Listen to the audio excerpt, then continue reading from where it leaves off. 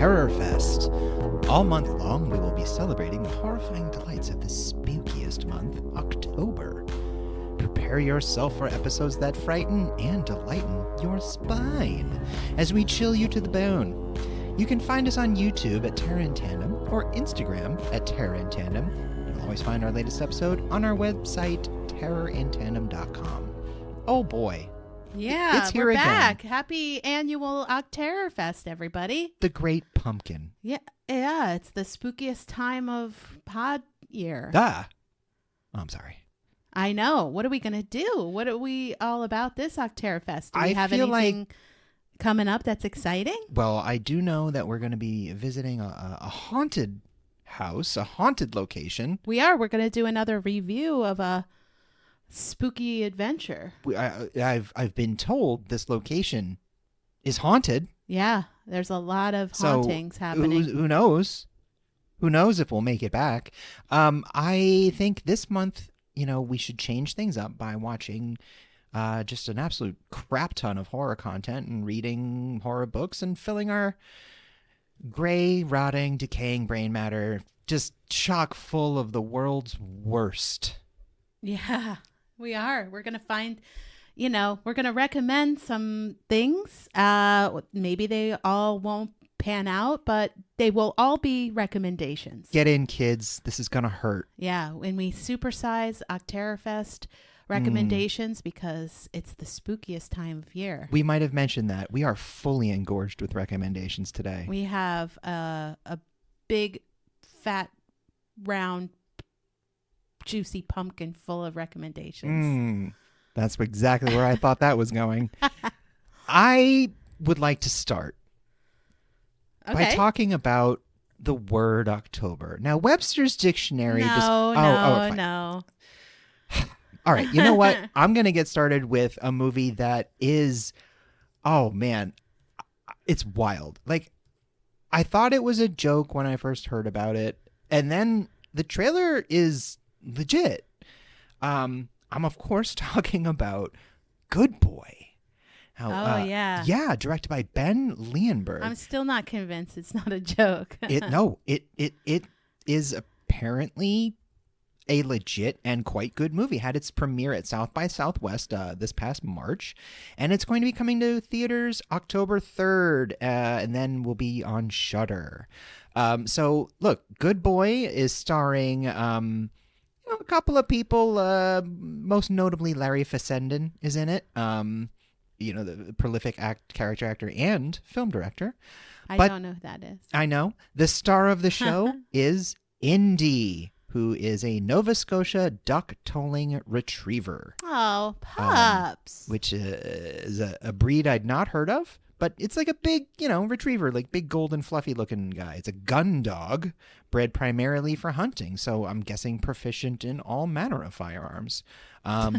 So Good Dog is unique in that it is a story told entirely from the perspective of Indy, the dog, meaning the dog's the main character, but that the story unfolds through the perspective of the dog. So things happen, you see and you hear the plot unfolding, but it's not explained. It's just sort of, you pick it up. If the dog's in the room, you'll see a little bit of what's happening. But you also, witness Indy, getting up, checking out things, noises, whatever. So the story is a little bit it's the focus of the dog. It's not all from the perspective. No, of it's the not dog? it's not like first person. You're through the eyes of the dog. It's not the dog POV. No. It's not. But what I mean by perspective is you are getting the idea of this movie and the story from the dog's point of view. Like you learn the way the dog is learning. So you don't have a human character. You're not following people. You're following the dog. Yeah. So the dog enters the room. The dog does this. And so it's a family in a house. There's something awful and supernatural that is affecting them and making them, crazy and whatnot. And the dog is immune to it. And it's really just up to Indy to save the day, which... holy shit, man, I'm definitely excited for. Apparently, Indy was like just an absolutely wonderful dog to work with. Aw. Everyone has nothing but great things to say. Maybe it'll be the first dog award winner. There's talk of that. Apparently, some of the reviews have stated like the dog legit. A lot of this is, of course, the directing, but the dog and cinematography really does give it like an emotive performance. Part of that is that a dog's facial features are such and have evolved over the years to elicit a response from humans. Dogs and humans have been coexisting for tens of thousands of years, and over that time, dogs have learned like how to get things from us by making faces and sounds. So it's actually quite an expressive and human-ish choice for like a lead character. Anyway, Has there ever been a category like one of those secret categories of like, animal actors, best animal? I mean, I think they're set. Maybe not at the Academy Awards, but I'm sure there is some sort of like ceremony, like Lassie or Benji or somebody, Mr. Ed's the horse. I mean, at South by Southwest this past year, they did create a new category called the Howl of Fame that was awarded to Indy. That's so cute. It's not like Indy's performance is going unrecognized. If we've got to make new awards, then we will. Yeah. But it's a haunted house kind of malevolent spirit movie, and you get to watch a dog rescue his beloved humans, or not. I don't know. Haven't seen it, but the trailer's great. It looks like an actual. I know it sounds like a gimmick. It looks like a really good movie. I'm very much looking forward to it. I love puppies and dogs and most animals, honestly. So yeah, just. As long as Indy's okay. Yeah, that's cute. I love it. Yeah, I really want Indy to make it to the end of this movie because that. No Indies. Now that I'm thinking about in it, the making of the film. Yeah, no, and listen, look, do yourself a favor and look up the Nova Scotia tolling retriever. They're like a magnificent looking dog. But good boy, October 4th. Yeah, we're seeing that or 3rd. It's either the 3rd or the 4th. One of those days is the day you'll see it. I mean, it says it's two different things, well, two different things. Yeah, I don't know what to do about that. Well, I have a movie recommendation, and I actually know what day this comes out. It's the 3rd. It was the 3rd, everybody. I have another one that comes out on the 3rd. This is a recommendation with, don't take this too seriously. Oh. Yeah, this is we'll see. Anyway, it's called Bone Lake. What happens at Bone Lake, everybody? It's supposed to be an erotic thriller, psychological horror, slasher, survival film. So. Oh, wait. So it is an erotic thriller? Yeah. And they're just calling it Bone Lake? Yeah.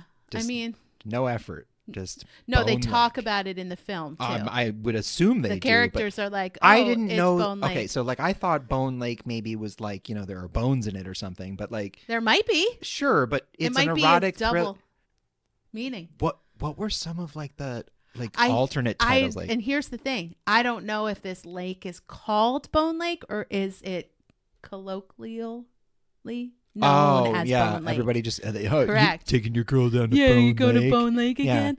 No, we're going down to Snatch Swamp. I don't know. God, Bone Lake. Anyway, sorry. Yeah, it's directed by Mercedes Bryce Morgan. Again, we're gonna see all these triple named people. Yeah, you just mark my fucking millennials. Triple words. And it's written by Joshua Friedlander and Adele Lim, and so.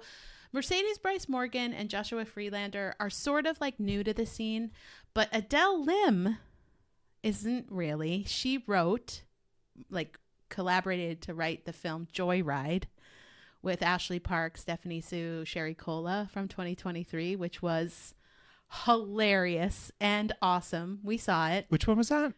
Joyride. Oh, that movie's amazing. Yeah. Yeah. It is amazing. Really funny. Like the kind of raunchy old school comedy you used to get a lot of. It's great. Really good stuff. Not a horror though, but No, anyway. but high, So like I think top recommendation. I think it's probably going to be a little like raunchy comedy-ish to this film. It comes out on October 3rd, as I mentioned. It stars some up-and-coming young actors. Ugh, young. And it's about a couple who go to a secluded lake house, and they have to share it with a weird, mysterious couple who are also like they're booked allegedly. And the tagline of this film is "Better have a safe word." So I think there's going to be some like either intentional or unintentional couple sex swap, survival. There's probably going to be, lots of killing and slashing. It seems like it's going to be just a, fine old lake house, weird psychological slasher thriller. Bone Lake. Bone Lake. Yeah. Wow. I said with an asterisk. Listen, I'm not running out to see this, but It I doesn't wanted to sound recommend terrible. it. No, I and the like trailer looks, it's stylized. It looks fine and fun. And I like bones. I you like know lakes. how there's sometimes those movies like that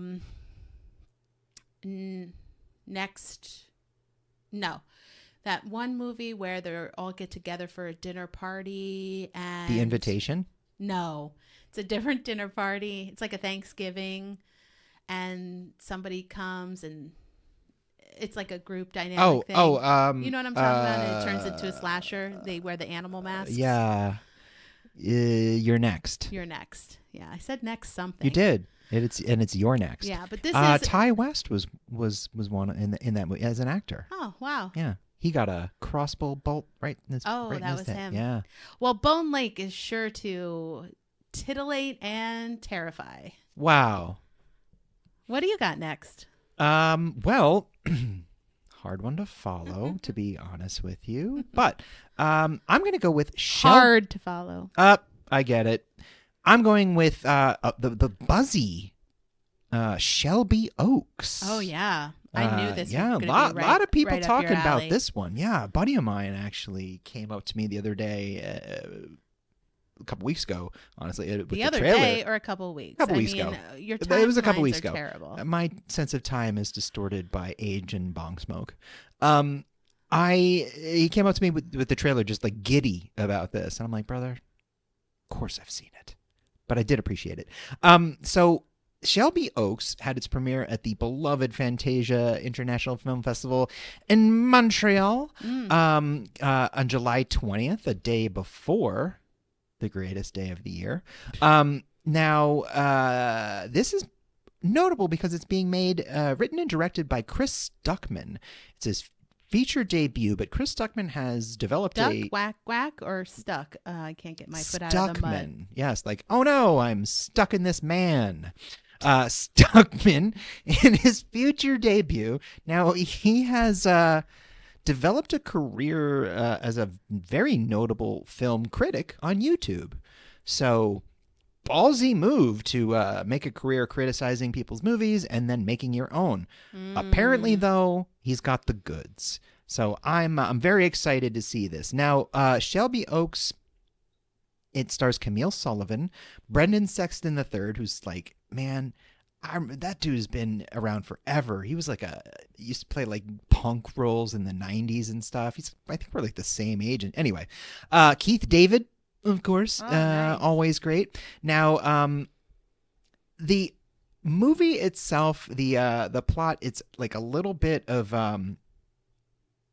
I don't know. I think it's intentionally mysterious, but it's a continuation of an online series of sort of found footage videos with this paranormal investigative team called Paranormal Paranoids. And they go in search of Camille Sullivan. Her character's name is Mia Brennan, in search of her missing sister Riley. So Mia takes her paranormal paranoid investigative crew to an abandoned prison, trying to find In out, Shelby Oaks. yeah, what happened to her missing sister. Now, there's a lot of buzz around this because apparently the movie's very scary and really good. It went through a little bit of a rough patch in development. It was affected deeply by the strikes. But it comes from his own upbringing, Chris Stuckman, upbringing as a Jehovah's Witness, who he and his sister, and leaving that and the shunning that comes with leaving a cult like that. So it was financed, on Kickstarter. It was like a real kind of grassroots, but it's been getting a lot of positive buzz. I will say the poster is really quite something, but I have questions because it's very recognizable. And it really, really looks almost exactly like the cover of Catastrophe Ballet by Christian Death. Their album, like, it's super duper the same thing. So it's very stark, very cool, looks really scary. The poster is amazing. I don't know if they credit Christian Death or Serge Berner or anybody, but they should. But anyway, I'm really looking forward to Shelby Oaks. Nice. Again, October 24th. This is another banger coming from Neon, which has been just feeding us the good stuff. Well, happy birthday, Chris, now that you can celebrate. Whenever your birthday He is. has no idea how old he is. Yeah. My next recommendation is also another movie. It's a Blumhouse. We love Blumhouse. It's Black Phone 2. Oh. Directed by Scott Derrickson. And, we like Scott Derrickson. When he hits, he really hits, I think. And he's got more hits than not. Yeah. This comes out October 17th. And it's written by C. Robert Cargill, Scott Derrickson, and based on the novella by Joe Hill. Well, not really. Because the novella was a one-off. The first movie was based on that, but this is it's the characters. Yeah, the characters. It should be said, this isn't a Joe Hill story. No. Robert Cargill and Scott Derrickson came up with an original grabber tale. Yeah. That Stephen King they bring himself back everybody. said Was is scary. better than the first. Yeah. Which, fuck you, son. Well, he didn't say the writing was better. It's starring Ethan Hawke and Mason Thames, and Jeremy Davies, who is always a creep. They're all back. I love Jeremy Davies. I know. He's always so like nervous. Yeah. Jeremy Davies is like someone who read like a paragraph of the Necronomicon and now he's just never been right. His character in Lost, I feel like, is the ultimate representation of what I always think of when I think of him. For sure. Yeah. I mean, he was so good on that show. So good. You never could quite figure out like what he was up to. Yeah. Then it got very sad. Finn. So Finn's now 17 and he's had a difficult life since his kidnapping with the monster known as the Grabber. Since being kidnapped as a child and having to kill a guy. Yeah. And his sister, Gwen, now 15, is having real intense dreams about getting calls from the Grabber and seeing visions of these 3 boys being stalked and kept at a winter camp called Alpine Lake. Yikes. So Finn and his sister decide to go check it out. And they find out some things about their actual familial connection to the Grabber. And, I think what's really good is because the Grabber's dead. Spoiler alert. Sorry, I was supposed to say that first. Is dead. And he's going to be dead. I mean, there's no talk of this being like, oopsie. But maybe it's a copycat. There was a little question of, is Ethan Hawke's Grabber the only Grabber, or were there multiple people Grabbers involved? We won't know until we see the movie. So your guess is as good as mine. Try Grab a not seat, to everybody. watch too many, reviews or read Reddit or anything, because I think this one is going to be good as it slowly reveals itself, which It looks scary, and it's perfect timing. And, like I said, it comes out at the end of October. It's perfect kind of timing for that cold weather because it takes place mostly in winter. And icy and cold. So I think it's going to be a good cold, icy horror movie, which we don't get many of, I will say. No, I do like, frozen horror. That's good shit. Yeah. Yeah. So Black Phone. Oh. Well, my next one is a break we're going to take.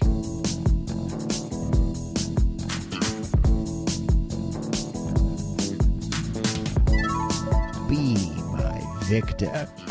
Customer. Happy Halloween from your friends at Candyman's Candy Van, Chicago's only candy-themed food truck. From Cabrini Green to Lincoln Park, Candyman's Candy Van is just an ill-advised summoning away from delivering sweets to the sweet. Simply find yourself a reflective surface and say the magic word 5 times. Candyman's Candy Van will appear with all of your favorite holiday treats and a whole bunch of bees. Remember to always bring a friend, as it's a near certainty Candyman will kill at least one of you. But yum, is it worth it? Remember to tell everyone about Candyman's Candy Van. No, seriously, spread the word, or we'll slaughter your whole neighborhood to keep his legend alive. I'm being serious. Happy Halloween! The candy, I assure you, will be exquisite. This is a fake ad for a fake product on a horror-themed podcast. Candy should be enjoyed without fear of systemic racial trauma or bees eating your eyeballs. Welcome back. Oh, yeah, we're back. Oh, boy. What's your next recommendation? My next one is coming from director Colin Minahan, one half of the director duo known as the Vicious Brothers. And it's like, Coyotes. Didn't they just do something that we talked about? A couple of things. Well, they did Grave Encounters, which was a surprisingly pretty good movie. But Stuart Ortiz is the other director from the Vicious Brothers, and he has come out with Coyotes. No, excuse me, Strange Harvest. Oh, okay. Which is coming out soon. So anyway, Coyotes is from Colin Minahan. Coyotes is from Colin Minahan, and it's starring Justin Long and his real-life wife, Kate Bosworth. Now, Justin Long loves to make an appearance in horror movies. Well, he's in lots of horror movies. I know. That's what I just said. Yeah.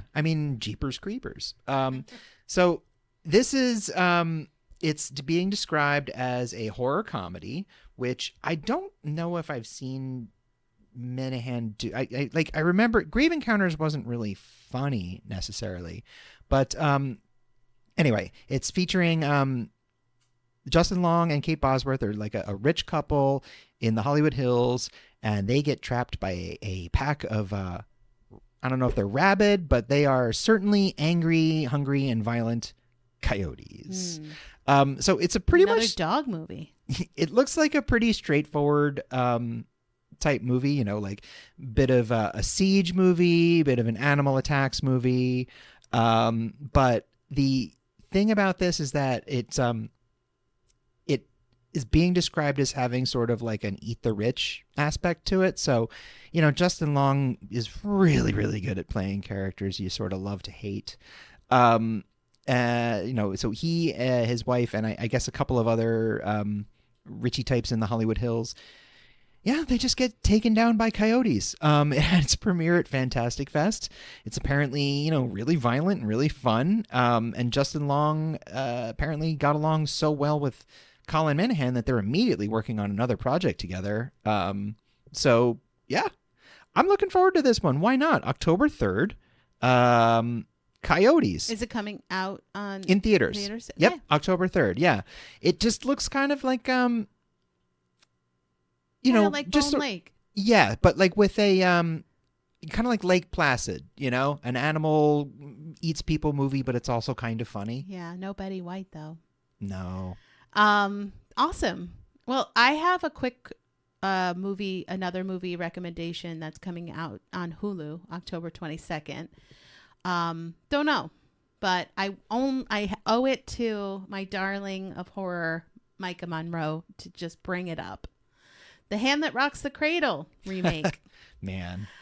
It's starring Micah Monroe. You know, I love her. It follows the Watcher, Longlegs, love her. And Mary Elizabeth Winstead from 10 Cloverfield Lane. And they are taking the Rebecca De Mornay and Annabella Sciorra roles in this remake. And it's the original is in 1992. It can't, that movie was fine. It's fine. So this might also be fine. It was very 80s. Yeah. So it's a nanny that moves in with this family to help with their baby and starts to like worm her way into becoming the real mom. It's going to be a weird one, but again, I love Micah Monroe. I think she is so good in horror movies, and I know that it follows the sequel is coming out in another year or so. It's in pre-production, I believe. So nice. I think it's called They Follow. Oh, I would be remiss if I didn't bring it up. Anyway, that's just a quick recommendation. Hulu made-for-TV movie, October 22nd. Nice. My real recommendation of next is a TV series called Welcome to Derry. And this comes out October 26th, and it's starring Bill Skarsgård, Jovan Adepo, who's from Three Body Problem and The Stand TV show, and he was in Watchmen, and Taylor Page. And the series takes place in the 60s during the time leading up to the first film in the It series. And the rumor is that this TV series is going to be 3 seasons only, each taking place during a different time period in Derry. It's been developed by Andy and Barbara Muschietti. Is that how you pronounce it? Yeah. Who directed, Andy Muschietti directed, and Barbara produced the 2017-2019 It chapters 1 and 2. Yes. So they're very tied to Derry, as all of Stephen King's kind of early works, and especially It and Pennywise, which the Bill Skarsgård of it all, are also tied to this fictional place in Maine of Derry, Maine. So I think long-lived Stephen King fans are going to see lots of Easter eggs. I think they're going to see lots of weirdness happen. And looks pretty scary. It's based on the interlude flashback chapters Yes. from the novel. Yep. So you get to see like earlier incarnations of when Pennywise was fucking up the town. Yeah. So I think it'll be interesting. Check it out. New TV series, October 26th. Welcome to Derry. I am gonna check that out. Absolutely. I'm always a little wary of Derry. spin-off TV series, but those interlude chapters are amazing. Yeah, and I'd like to see some cool background. It's got most of the same people involved in It chapters 1 and 2. From the back end. Let's hope it's more chapter 1 than chapter 2. Yeah. You know what I'm saying? Well, chapter 1 was more of the history so much of better. it. So, all right, my last recommendations are there are some wild cards. In that, there's not a ton of information on these yet, but from what I have seen, I'm really intrigued. So the first one, real quick, because all I have at this point is a poster, an image, is a movie called Dies Irae. Now, that's a Latin phrase, but it is being directed by an Indian director, Pranav Mohanlal. Pardon me if I'm not correct saying that correctly. It's coming out Halloween, October 31st, and it is filmed in the southern Indian language of Malayalam, which, I'll be honest, I've never seen a horror movie in Malayalam, so that's pretty cool. It's his third horror movie. Now, the title translated from Latin means Day of Wrath, and the image, I really suggest everyone Google this one, Dies Irae, the movie poster. It has a very, Catholic vibe to it. There's a pentagram. There's tortured souls around it and instruments. It's looks kind of Dante-esque. So I'm really interested in whatever the fuck this is. His previous films, Brahmayagam and Bhuthakalam, involved like sorcery and, some really, I guess they were praised for their visuals and it had sequences of black and white mixed in with color. Anyway, I've not seen this guy's work before. This poster really has me intrigued. There's no information yet, but I'd have to imagine that with an October 31st release, we'll be getting more soon, maybe even a trailer. I just wanted to mention it because is it like can't stop thinking about it. Shudder? I doubt it'll be wide film. It'll probably be a limited release, but so far all I have is a limited theatrical release on the 31st. Okay. Probably video on demand as well. So, the other one I want to talk about very briefly because again, a little bit mysterious, but this is a film coming to us from Greece, and Greek director Yannis Veslemis horror thriller She Loved Blossoms More. This one actually does have a trailer that I do recommend watching it because it is very weird. It's like a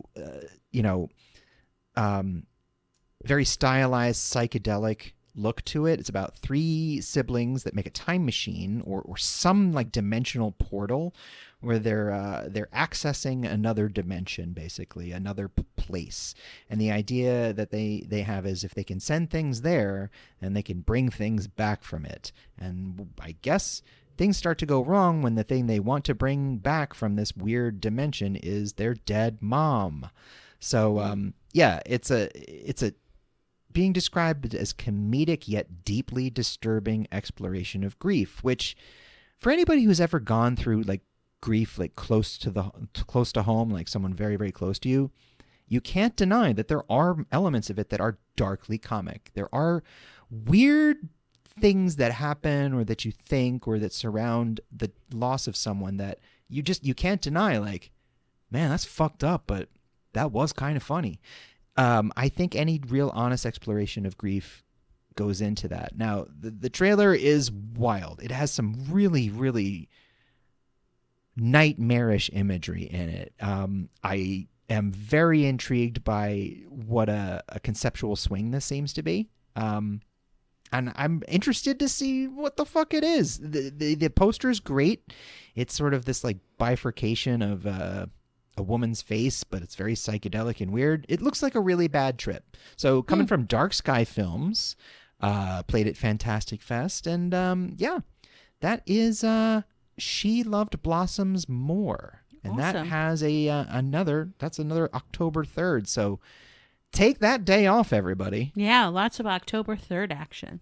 I just wanted to end it with 2 foreign films that really look like something different. Yeah, absolutely. Which and I think that's what I'm into. And I want to end it with 2 books, as I love to do. So my first book recommendation is called Tom's Crossing, and it's by Mark Z. Danielewski. So wow. If you're like, who's that? I know. He wrote one of my favorite all-time books, House of Leaves, and it has been decades since he's written a new work of fiction. And this comes out October 28th. I know he's written some, like another like series of books or something. I don't know if they're online, like chapter zines or something like that, but nothing like a novel. And there's probably never ever going to be anything like House of Leaves. So I'm recommending this because of how significant House of Leaves is to me. I'm not sure about it, so we'll see. It is over 1,200 pages. Holy shit, really? Yes. Wow. So I will likely want to see some reviews of it before I dive into it, because that's an undertaking. I think that's longer. A bit.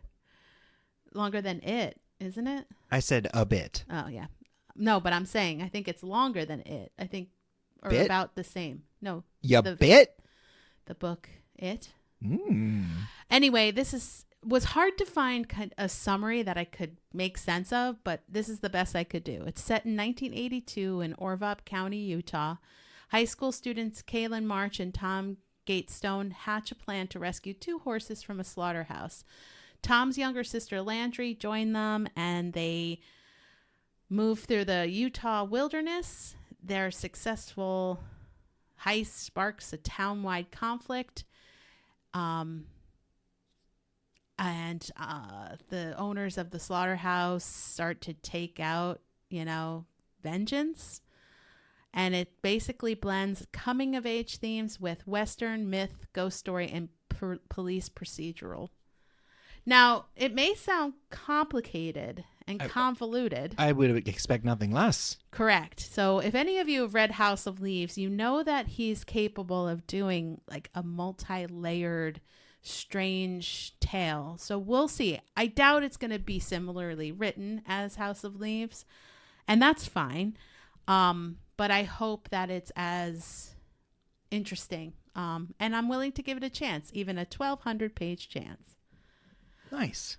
My next book is, we've talked a little bit about this person already from the Black Phone, but King Sorrow, Joe Hill's first novel in 9 years, comes out October 21st. Since The Fireman, right? Yeah. Yeah. It's 896 pages. Usually I don't give page counts, but these are some chunky books. So They sure are. And the summary of this is it's a novel about a college student named Arthur Oakes. He goes to a college in Maine, and he's trying to romance this girl named Gwen when a drug dealer and their partner trap Arthur into stealing rare books from the college library. Arthur is desperate to get out of this pact, and he and his 5 best friends come up with a scheme to get him out of this by summoning a dragon from an ancient text to do their bidding. But in order to keep the dragon at bay, the 6 friends have to choose a new sacrifice every year. Ooh. Yeah. So a bit of fantasy. Bit of that, bit of folk Bit of horror, horror. perhaps. Yeah. So Joe Hill's new book, King Sorrow, October 21st. So that should keep y'all busy for the month of October. Let's hope so. And some, may just be like flash in the pan. Hey, that was fine, or that was terrible. But most of them, I think, are going to be real exciting and new and interesting. Well, have a wonderful October, folks. No. We'll be... Oh. No. Welcome to the start of Octerrorfest. Oh, it's just beginning. Because all of our recommendations lead to a month of bonus episodes. Real great specific Octerrorfest episodes. We have lots of things and excitement planned for you. So make sure you tune in to our, 3rd or 4th annual culminating, Octerrorfest. Of course, at the end with our annual Wicker Man. So enjoy yourselves while you can. Yeah, sure. Bye, everybody.